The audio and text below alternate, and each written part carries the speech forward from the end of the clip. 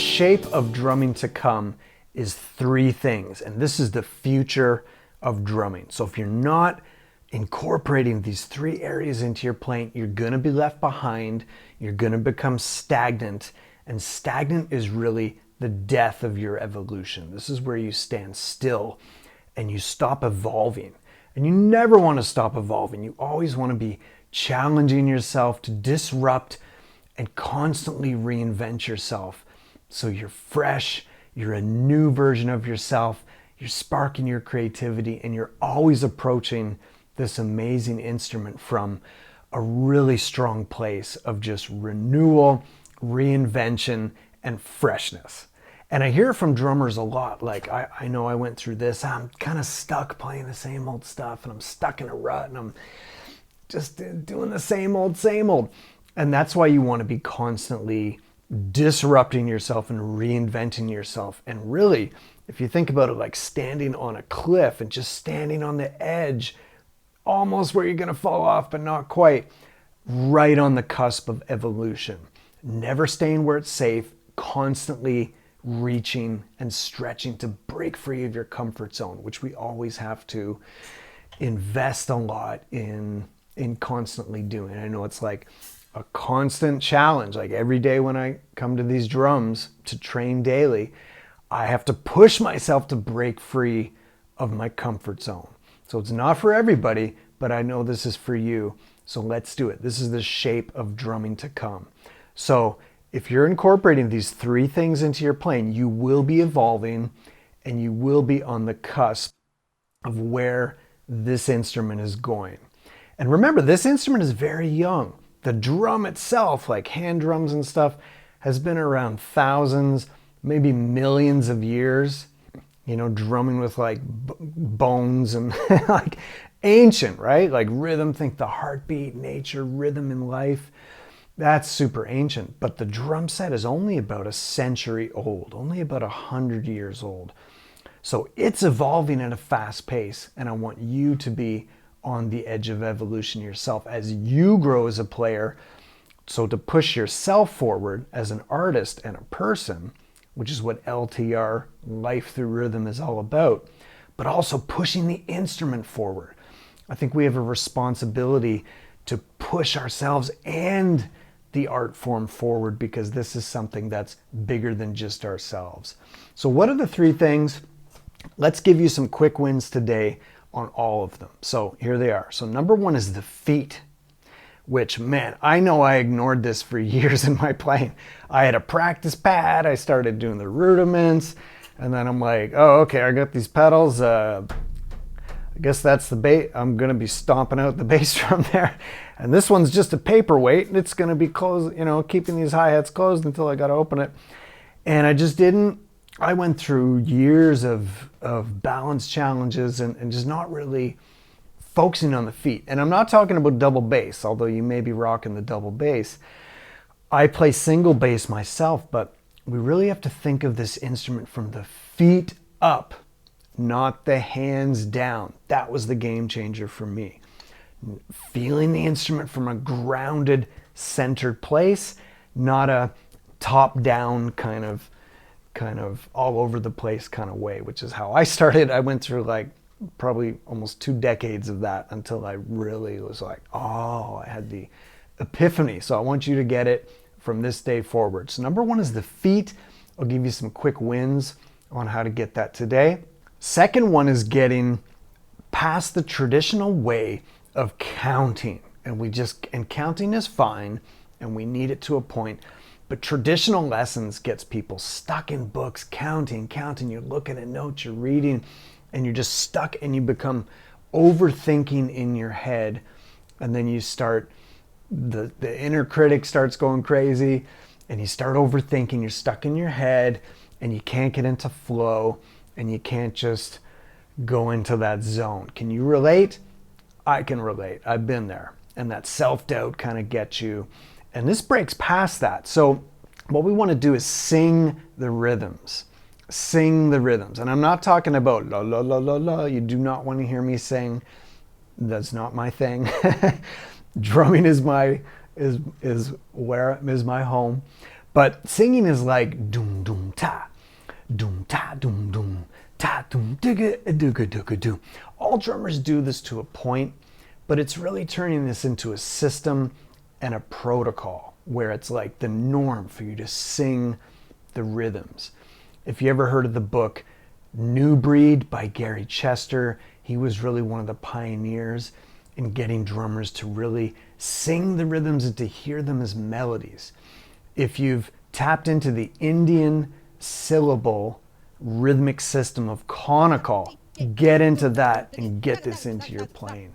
This is the most highly developed rhythmical spoken singing system on the planet. And in India, it's been highly developed for centuries.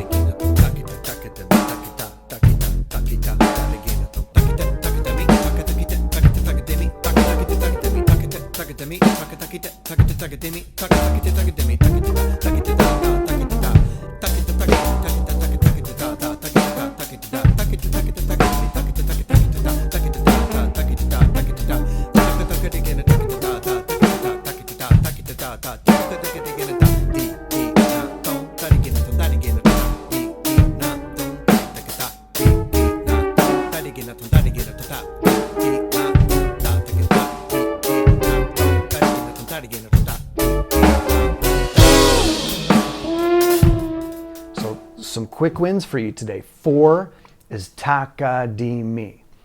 Taka-di-mi, taka-di-mi, taka-di-mi, taka-di-mi-da. 3 is takita. Takita, takita, takita, takita, takita, takita, takita, takita, da. And 2 is taka. Taka, taka, taka, taka, taka, taka, taka, taka, da. But just where you're singing the rhythms, doom, ta, doom, ta, doom, doom, ta, doom, da, da, da, da, da, da, doom, ta, ta, ta, doom, ta. I know I might sound a little crazy right now, getting into beatboxing and that kind of language that drummers do, blash, blash, blash. That type of thing, but really turning it into like a system and a practice. All these 3 things you want to do daily.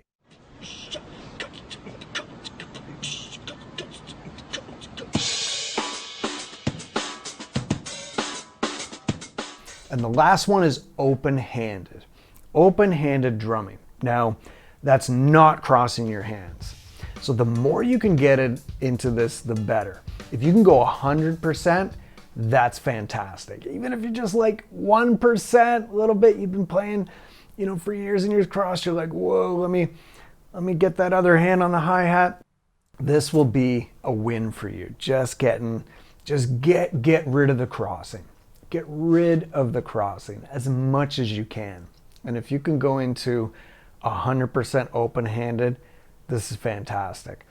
And a quick win for me, I just dabbled in it for a while. I remember even like one hour a week, I'd, get my left hand on the hi-hat and I'm like, oh, this is so weird. And then I dove in, I took a hacksaw to my hi-hat. So it was like the same height as my snare, you can see. And at the time I moved my ride cymbal to my left. So I was like, I'm gonna go full on in.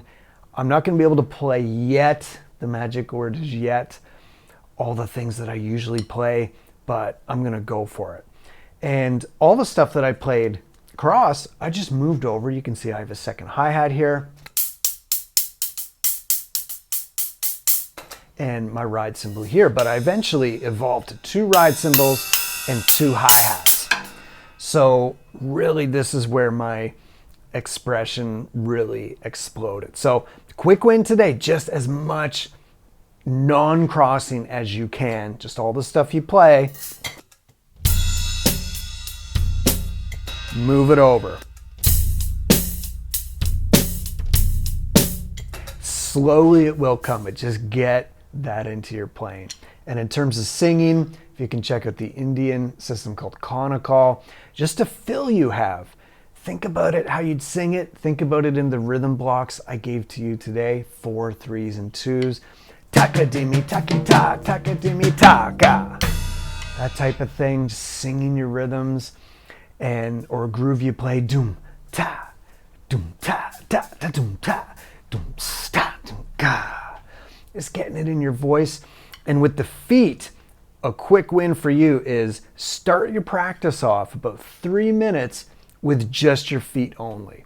So what I do, it's really fun. I just put on a song and I just hold the sticks like this, and I just might do some unison hits together, or I might do some simple rudiments, single stroke roll, double stroke roll.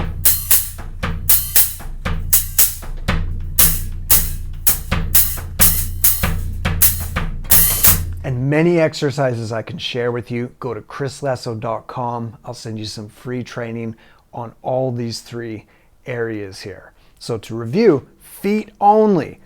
Feel drumming from the feet up. Start your practice off with about 3 minutes minimum of just feet only, and go through some simple patterns. Use the book Stick Control, something like that. Put on a song, just kind of jam to it. Feel that drumming from the feet up. Think of yourself as like a tap dancer almost, where you can develop your core center, get centered on your throne, and really just get those feet solid and your center point really balanced. And next is singing the rhythms. Start singing your rhythms, get away from the counting and start just singing the rhythms, hearing it as a phrase and as a flow. And third thing, open-handed. As much open-handed as you can. Go 100%, get a hacksaw, drop your hi-hat down. Better yet, get 2 hi-hats and 2 rides, and you'll just start to see the set in zone. So I've got my left side zone here. I can put any sound that I want.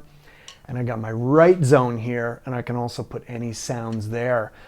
And then I'm really feeling this instrument almost like a piano. So I've got all these sounds laid out, and I can develop my self-expression to its maximum potential. So have fun becoming your best self through drumming, and push yourself forward to your own evolution, where you live potential and possibility every day, and push the evolution of the drum set forward. Don't be left behind. Don't be a dinosaur relic in the past. Be part of the future and the shape of drumming to come.